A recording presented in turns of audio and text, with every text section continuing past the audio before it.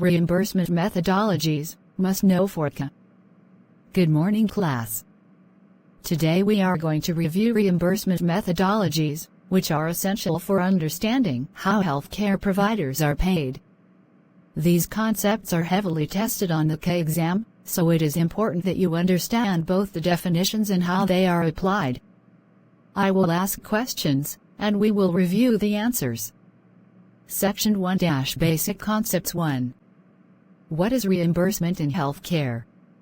Reimbursement in healthcare is the process of receiving payment from insurance companies or patients for services provided. 2.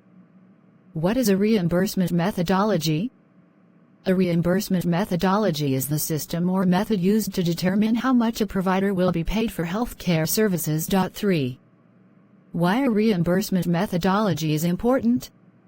Reimbursement methodologies are important because they determine how providers are paid and influence how healthcare services are delivered and documented. Section 2-DRG and APC systems, high priority. 4. What is the DRG system and when is it used?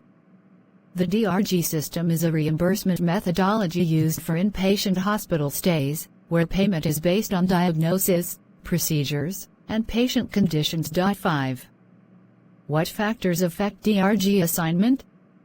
Factors that affect DRG assignment include the principal diagnosis, secondary diagnoses, procedures performed, and the presence of complications or comorbidities. 6. Why is the principal diagnosis important in DRG? The principal diagnosis is important because it determines the DRG assignment and directly impacts the amount of reimbursement. 7. What is the APC system and when is it used? The APC system is used for outpatient services and groups similar procedures and services together to determine payment. 8. How is APC different from DRG? APC is used for outpatient services, while DRG is used for inpatient hospital stays. Section 3-Other Payment Methods. 9. What is fee-for-service reimbursement? Fee-for-service reimbursement is a method where providers are paid separately for each service performed. 10. What is capitation? Capitation is a payment method where providers receive a fixed amount per patient regardless of the number of services provided. 11. What is prospective payment? Prospective payment is a system where payment rates are determined in advance based on classification systems like DRG or APC. Section 4-Medical Necessity and Claims. 12. What is medical necessity? Medical necessity means that the services provided must be reasonable, necessary, and supported by documentation. 13. What is a clean claim? A clean claim is a claim that is complete, accurate, and free of errors, allowing it to be processed quickly for payment. 14.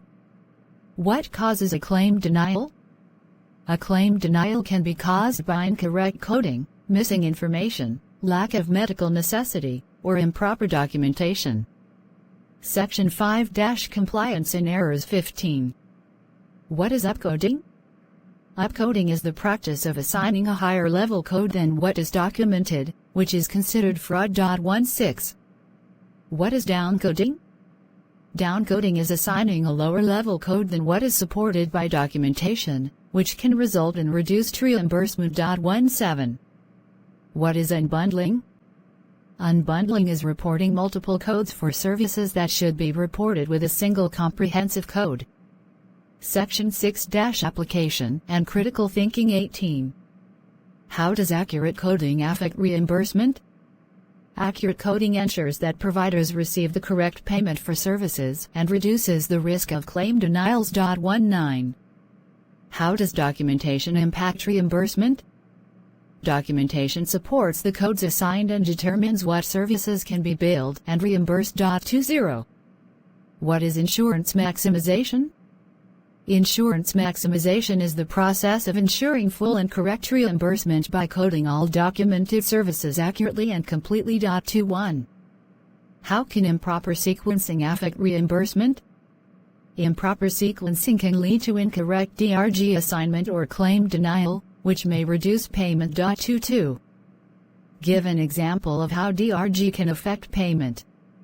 If a patient is admitted with pneumonia as the principal diagnosis, the DRG assigned will determine the fixed payment the hospital receives for that stay. 23. Give an example of how APC affects outpatient services. If a patient receives a minor surgical procedure in an outpatient setting, the APC group assigned will determine the payment for that service. 24. Why must coders follow official guidelines? Coders must follow official guidelines to ensure compliance, accuracy, and proper reimbursement. 25. What is the relationship between coding and reimbursement? Coding directly affects reimbursement because the codes assigned determine how much the provider will be paid. To summarize, reimbursement methodologies determine how healthcare providers are paid. Accurate coding, proper documentation, and correct sequencing are essential to ensure full and correct reimbursement while maintaining compliance with all regulations.